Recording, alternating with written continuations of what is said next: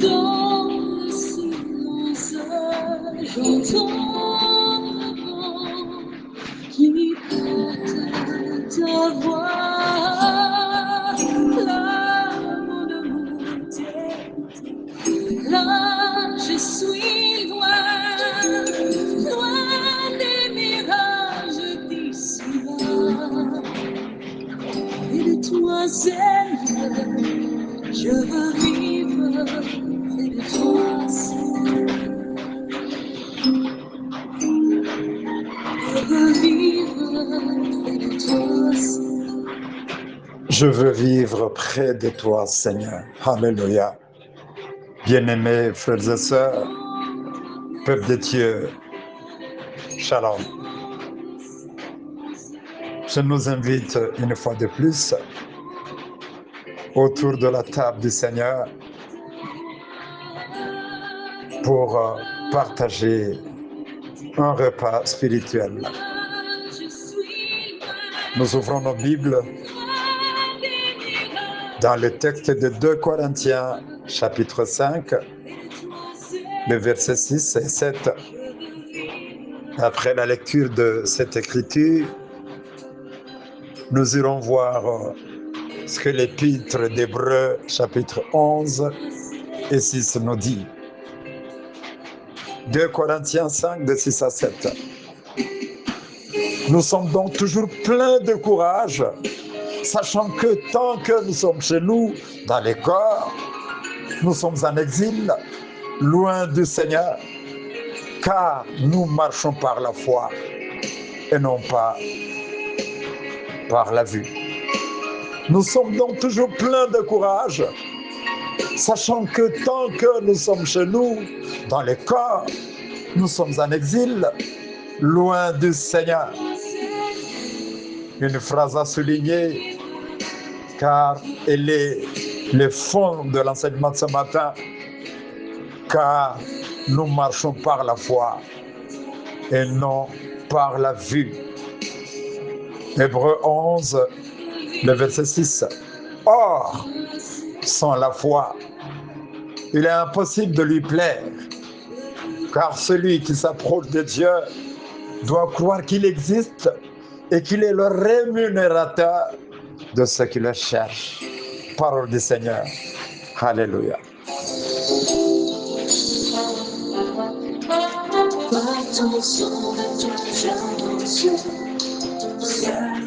Peuple de Dieu, bien-aimés frères et sœurs, pendant ce mois d'avril, le thème sur marcher par la foi en Jésus est venu compléter les thèmes du premier trimestre de cette année concernant la ruine morale de notre époque, le travail de l'ennemi avec l'apparence du christianisme et l'absence de la vérité. Marcher par la foi en Jésus. Pendant cette période, cette époque où la morale est en ruine, marcher par la foi en Jésus à cette époque où le christianisme est devenu apparent et l'ennemi fait tout ce qu'il veut. Marcher par la foi en Jésus à cette époque où il y a absence de la vérité. Gloire au Seigneur qui me donne la force de venir conclure cet enseignement du mois d'avril en exhortant tout enfant de Dieu d'éviter de se baser sur ce qu'il voit. C'est le sous-thème qui vient conclure cet enseignement. Éviter de se baser sur ce que tu vois. Selon l'apôtre Paul, le Seigneur invite chaque enfant de Dieu à marcher par la foi et non par la vue. Un principe spirituel que chacun de nous devrait appliquer dans sa vie. En fait, le chrétien averti fonde sa vie sur la confiance en Dieu et ses promesses et non aux circonstances qu'il traverse. Malheureusement, le chrétien actuel pense à sa logique humaine, à ses problèmes à 99% et non à son âme. Dans des montagnes de prière, dans des chambres de prière, les sujets, je parle de plusieurs sujets qui sont présentés à Dieu, sont majoritairement liés à la chair. Et dans notre cité, dans notre ville, il existe de grands enseignements qui créent de grandes difficultés au sujet de la foi. Le premier enseignement, c'est celui qui invite le chrétien à ne rien faire et attendre de Dieu de la manne. Et le deuxième tend à faire croire que Dieu semble ne pas répondre aux prières de certains frères et sœurs parce qu'ils n'ont pas assez de foi. Frères et sœurs, le véritable problème est dû à la mauvaise définition, à la mauvaise interprétation que chacun attribue à la foi. Je ne sais pas ce que toi, tu appelles la foi.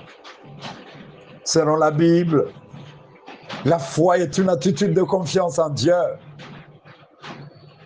Une confiance qui nous attire à cesser de nous remettre à notre sagesse et à notre force et croire en ce que Dieu a dit, a fait et a promis. Alléluia. Je dis bien, la foi est une attitude de confiance en Dieu. La foi nous attire à cesser de nous remettre à notre sagesse, à notre force et croire véritablement en ce que Dieu a dit, a fait et a promis. Gloire à Dieu. C'est pour dire que la foi n'a rien à voir avec la paresse, l'indécision et l'inactivité.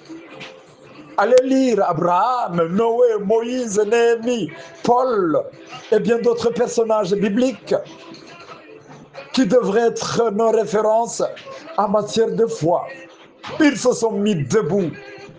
Ils ont mis en pratique leur appel. Ils ont mis en action ce que Dieu leur a dit. Je m'étonne de ces chrétiens dont la foi n'est pas basée sur les choses invisibles, mais se concentre à leur vie matérielle. Ils ne cherchent pas du travail. Ils ne font rien. Ils passent du temps et du temps et du temps dans l'église en train de prier.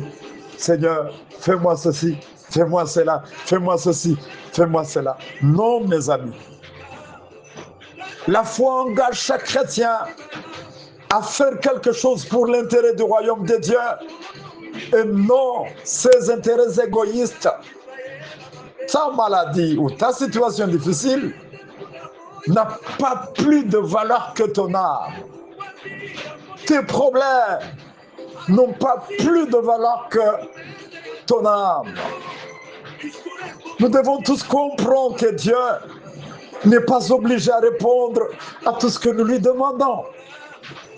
S'il n'a pas agi, ce n'est pas parce que tu n'as pas assez de foi. Non. Dieu est souverain et omniscient. Personne ne sait pourquoi il dit oui à certaines prières et non à d'autres. Soulignez cela. La véritable foi, je le répète, n'est pas nécessairement liée aux choses visibles. Elle nous attire à suivre Jésus en espérant avoir été sauvés. C'est important. L'apôtre Paul écrit aux Romains et il leur dit qu'une espérance qui se voit n'est pas une espérance.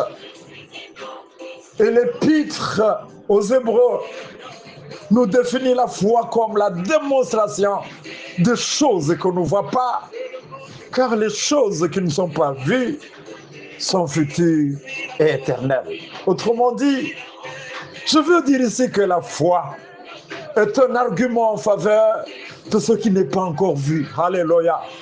La foi est un argument en faveur de ce qui n'est pas encore vu. La foi est le fondement de ce que l'on espère. La foi est une conviction profonde que Dieu agit et tient ses promesses, même sans prévisible immédiate. Bien-aimés, la foi transforme nos vies. Elle justifie réellement que nous sommes des véritables croyants, ou alors que nous sommes des simples fanatiques de Christ au loin.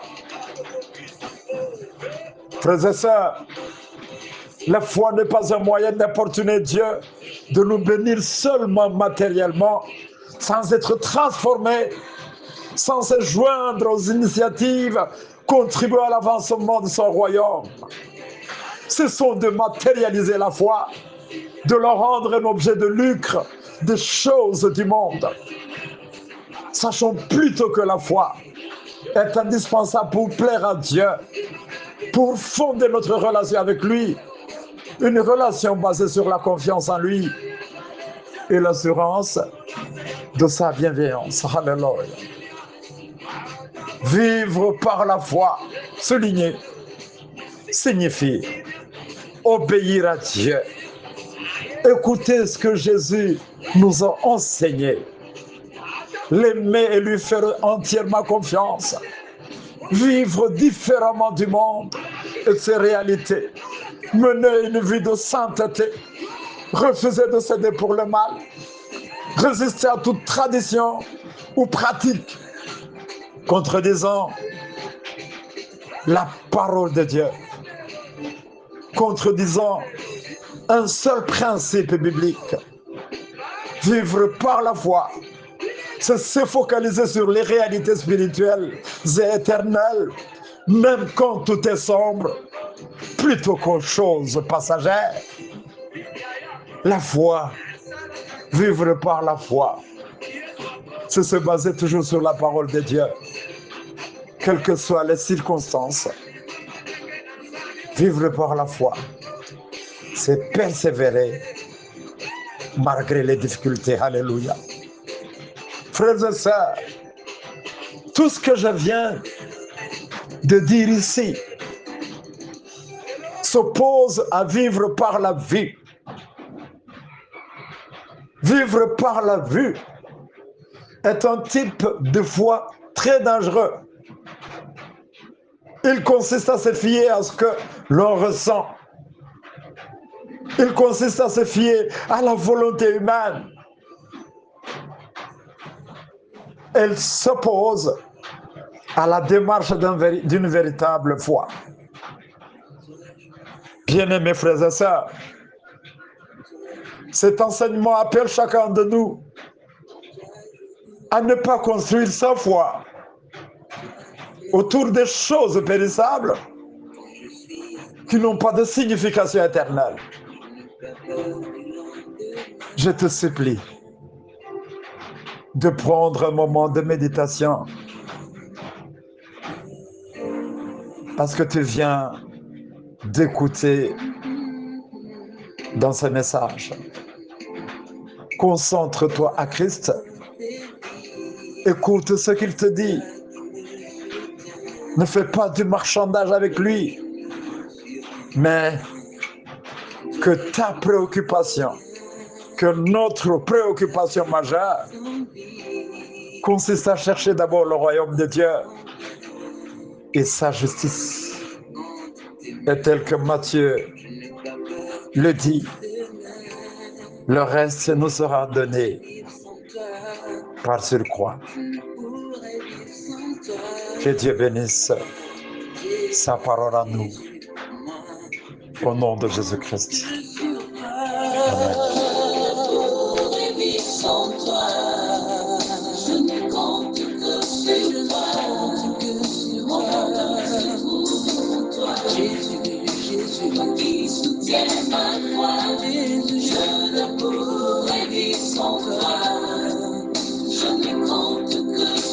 toi.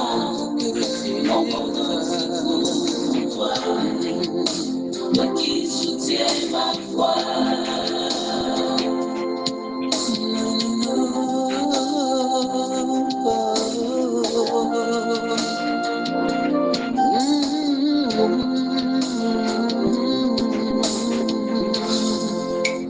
ferais-je sans toi, en qui je m'enracine, la nuit et le jour?